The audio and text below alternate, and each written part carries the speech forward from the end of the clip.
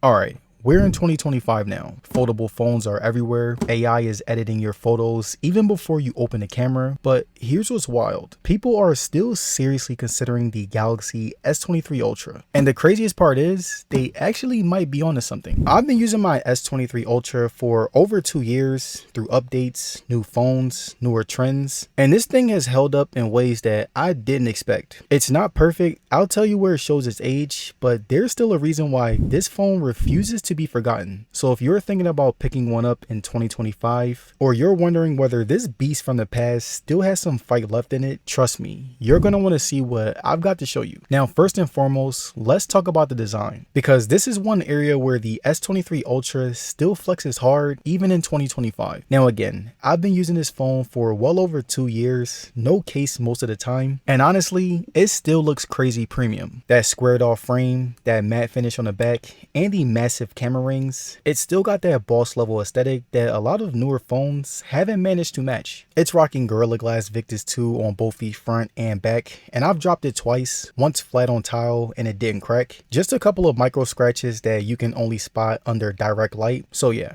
durability, definitely approved. The armor aluminum frame has held up very well too. No bending, no dents, although there's a tiny bit of paint wear near the SIM tray, which is pretty normal by now. And in terms of feel, in 2025, this still is a big and heavy phone, around 234 grams. If you're coming from something slim or light, this might take a few days to get used to, but if you like that sturdy, confident in the hand type of feel, this thing still delivers. Buttons still feel tactile, nothing loose, and no weird rattles, and the matte texture on the back still hides fingerprints like a champ. I honestly think that Samsung nailed the design here so well that I would honestly consider the look over my S24 Ultra and my S25 Ultra. So next up, let's talk about performance, because that's what truly makes or breaks a phone, especially when it comes to longevity. The S23 Ultra came with the Snapdragon 2 for Galaxy, which was already an optimized beast back in the day, and even now, 2 years later, this thing still flies. Whether I'm jumping into Instagram, switching over to WhatsApp,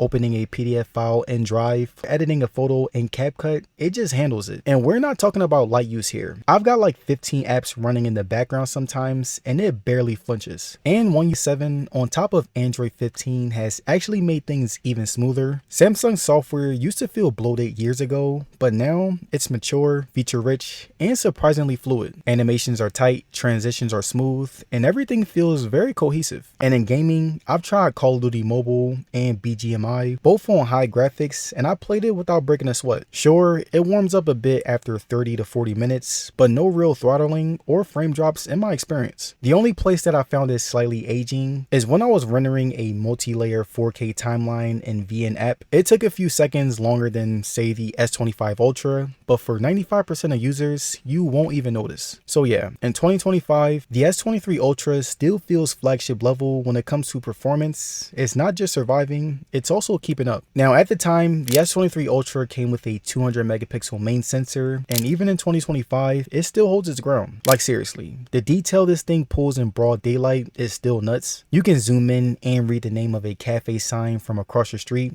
and no, I'm not joking. Here's a photo that I took just last week. Then there's the 10 megapixel periscope lens with the 10 times optical zoom, and man, this one's still unbeatable. And right here, you can just see how good and high quality the zoom really works. Now when it comes to the ultra wide lens, it's still solid, gets the job done. It's not the widest anymore compared to what some of the newer flagships are offering, but colors still stay consistent across all lenses, which is something that I appreciate. And for portraits, Samsung software has matured, edge detection is clean, background blur looks natural, and skin tones are finally not overly smooth. And here's a few sample shots in both good light and low light. You'll see how it handles shadows and dynamic range. Low light performance has also aged very well. With night mode, shots are usable, detailed, and not overly brightened like some of the newer phones that try too hard. Yes, some noise can creep in, especially in ultra wide night shots, but again, this is still very usable for social media content. And speaking of social media, Instagram Reels, TikTok, Snapchat, everything works great, and stabilization is really good even while walking thanks to Samsung's super steady mode. It even shoots 8K at 30 frames per second, although let's be honest, most people are still sticking with 4K at 60 frames, and this phone really nails it with great dynamic range, detail, and smooth autofocus. But one thing that I do have a problem with is the consistency within the videos. Now, something that was adjusted on the S25 Ultra was it had really consistent videos, and on my S23 Ultra, whenever I try to shoot something, whether it be my phone or just anything else, and I try to move around, as you can see, the lighting looks pretty terrible and it also shows you how it's transitioning. It's something that really bothers me and is one of the main reasons why I stopped using my Galaxy S23 Ultra to even record videos anymore. But other than that, the camera is pretty good in all other aspects. But alright, let's move on to the battery, because if a phone can't last you through a day in 2025, it's a hard pass. Now, the S23 Ultra packs a 5000 mAh battery, and I'll be honest, it's still going strong. After nearly 2 years of use, I'm consistently getting around 6 to 6.5 hours of screen time. That's with a mix of YouTube, Instagram, Gmail, camera use, and a bit of light gaming. For me, it easily lasts a full day on a single charge. If you're a light user, just casual browsing, messaging, you can even stretch it to over a day. Obviously, battery health depends on how it's been used, but I've been charging it mostly between 20 to 85%, and that's probably helped preserve it. But if you've been topping off to 100% every single night, you might notice some battery degradation by now. Charging wise, it supports 45 watt fast charging, not the fastest in 2025, but where I live at in the US, it's damn near the best in this league. I'm getting around 0 to 100% in about 55 minutes, which honestly is super fast for most people. Wireless charging wasn't anything special, but it still got the job done. When it comes to charging my phone overnight, I always use my 3-in-1 charger, so wireless is my preferred way, but whenever I need a quick top up and I forget to charge it overnight, I can just plug it up and it'll be at 100% in no time. Now, one cool thing that's worth noting, because of the Snapdragon 8 Gen 2's efficiency, standby drain is also pretty low. Like whenever I forget to charge my phone overnight, I'll usually lose between 3 to 5%, and this is not something that all Android phones do well, even now. So overall, battery life is not class leading anymore, but it's still comfortably above average, especially if you're not gaming all day or filming long 4K videos. This phone holds up really well, even now. Now, let's talk about software, because in 2025, One UI 7 is already here, and the S23 Ultra did get the update. Now, I've been running One UI 7 on this phone, and honestly, it feels like Samsung has hit a sweet spot. The animations are smoother, the transitions are faster, and it just feels more polished than it did a year ago. Not only are you getting most of the fancy AI tricks that came on the Galaxy S25 Ultra, but because of that, it also feels very new and you're getting it for a cheaper price. Plus, Samsung's app continuity, split screen multitasking, and Samsung Dex still give it that productivity edge, especially if you're someone who likes working on the go. And in terms of updates, the S23 Ultra launched with Android 13, and since Samsung promised 4 years of updates and 5 years of security patches, that means that this phone is good enough for updates until Android 17, which is 2 more major updates from now, and security updates until 2028. So yeah, if you're worried about it feeling outdated, it's still very much in the game, and with One UI 7, it actually feels more refined than a lot of newer mid-range phones right now. But alright, let's hit some of the quick bonus stuff that actually makes a difference when you're using your phone day to day. First up, connectivity. The S23 Ultra supports 5G, Wi-Fi 6E, Bluetooth 5.3, and even ultra wideband. So if you're using Samsung smart tags or transferring files with QuickShare, it's still top tier. And also, here's the kicker. While the S25 Ultra ditched the Bluetooth S Pen, S23 Ultra still has it. That means that you can use your pen to basically control it without even touching the phone, scrolling through presentations, or control media playback. And honestly, that's still super useful, especially if you shoot content, watch videos, or do a lot of multitasking. The speakers are still loud and crisp. The stereo setup with Dolby Atmos holds up even against newer flagships, great for YouTube, Netflix, or even gaming without headphones. Haptics, not pixel level, but still sharp and clicky, and honestly, still way better than most Android phones, even in 2025. And yes, you're still getting that solid IP68 dust and water resistance, so durability hasn't gone anywhere either. So yeah, the extras may feel flashy, but nothing here truly feels outdated, and in some ways, you're actually getting more than the newer S25 Ultra, which is kind of crazy to me. Now, next up, let's talk about value, because this is where the S23 Ultra might surprise you. Now, back when it launched, this thing retailed at around $1,200 depending on your storage, but in 2025 you can easily find it under $700, and if you're looking at used or refurbished, models drop down to as low as $500 to $550. And now here's where it gets interesting. At that price, you're getting a flagship level display, monster camera setup, premium build, stylus, Bluetooth S Pen, and at least 2 more years of major software updates, which is a pretty good deal in my opinion. You're getting a fully loaded Samsung experience for mid-range money, and that's pretty rare. Of course, if you need the newest AI tools or you're someone who upgrades every single year, maybe hold off and check the newer lineup, but for most people,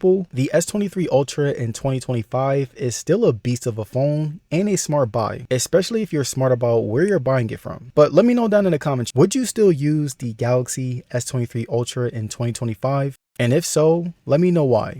Peace.